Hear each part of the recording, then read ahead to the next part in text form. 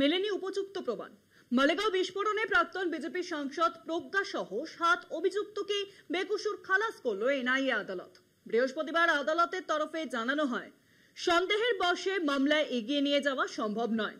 অভিযুক্তদের বিরুদ্ধে যে তথ্য প্রমাণ রয়েছে তা সন্দেহের ঊর্ধ্বে নয় বলেও জানায় আদালত।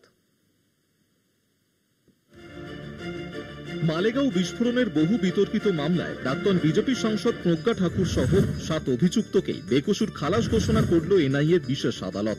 বিচারক একে লাহোটির মতে শুধুমাত্র সন্দেহের বশে মামলা এগোনো যায় না। তিনি আরো বলেন, অভিযুক্তদের বিরুদ্ধে যুক্তিসঙ্গত প্রমাণ দিতে ব্যর্থ হয়েছে সরকার। इंसाफ के लिए 17 साल से वेट कर रहे थे, कोर्ट ने बेनिफिट ऑफ डाउट दिया है क्योंकि एजेंसी फेल हुआ, एटीएस फेल हुआ, सरकार फेल हुई।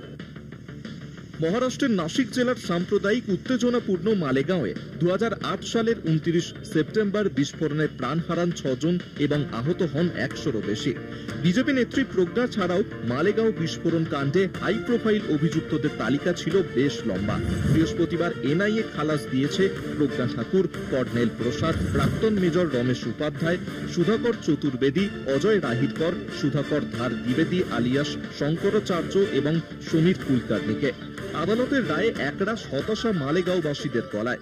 जस्टिस अगर ईमानदारी से फैसला करेंगे तो होना ही होना है, और अगर किसी के दबाव प्रेशर में आ गया फैसला कहीं और हो गया तो उसको हम कुछ नहीं कर सकते। सरकार उनकी, कानून उनका, सब उनका, हम कौन? हम तो कल भी मारे गए थे, आज भी मारे जाएंगे, यही माहौल रहेगा ना। বিচারক একে লাহোটি বলেন, সমাজে এটা একটা ভয়াবহ ঘটনা, কিন্তু নৈতিকতার যুক্তিতে কাউকে দোষী সাব্যস্ত করতে পারে না আদালত।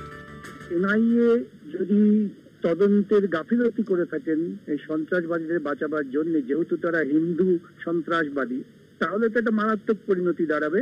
আইনগতভাবে এর বিরুদ্ধে উচ্চতর আদালতে আপিল করতে হবে।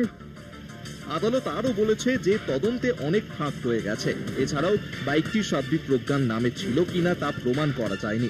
আদালত আরো মন্তব্য করেছে যে সন্ত্রাসবাদের কোনো ধর্ম নেই। हिंदू टेरर का सगुफा किसने छोड़ा? मैं आज दुनिया के सामने, देश की जनता के सामने गर्व से कहता हूं कि हिंदू कभी टेररिस्ट नहीं हो सकता। फर्जी टाइप के केस बनाए, एक भी केस अदालत में नहीं टिका। এনআইএ যে বিজেপির পোষা চাকর বাকরে পরিণত হয়েছে এই ঘটনা একাধিকবার প্রমাণিত। এনআইএ নাকি 17 বছর কেটে যাওয়ার পরে প্রমাণই করতে পারেনি যে মোটর বাইকটা কার। আজকে no fingerprint, no collective data, এমনকি বলছে যে মোটরসাইকেলের বাইকের ইঞ্জিন নাম্বার, চেসিস নাম্বার জোগাড় করতে পারেনি যাতে প্রমাণ করতে পারে সাধ্বী প্রজ্ঞার মোটর বাইক ছিল না। দীর্ঘ 17 বছর তদন্ত করেও কিছু করতে পারল না এনআইএ। এনআইএর তরফে সর্বোচ্চ বিচারের দাবির পরেও বেকসুর খালাস পেয়ে গেলেন মালেগাঁও বিস্ফোরণে অভিযুক্ত 7 জন। বৃহস্পতিবার রায় ঘোষণার পর আদালতে কেঁদে ফেলেন প্রজ্ঞা এবং কর্নেল পুরোহিত। বিজেপি নেত্রী বলেন, তার নাম ভুলভাবে মামলায় জুড়ে দেওয়া হয়েছিল। সাধ্বী প্রজ্ঞা বলেন, যারা গেরুয়ার অপমান করেছেন তাদের শাস্তি দেবেন ঈশ্বর। কলকাতা টিভি।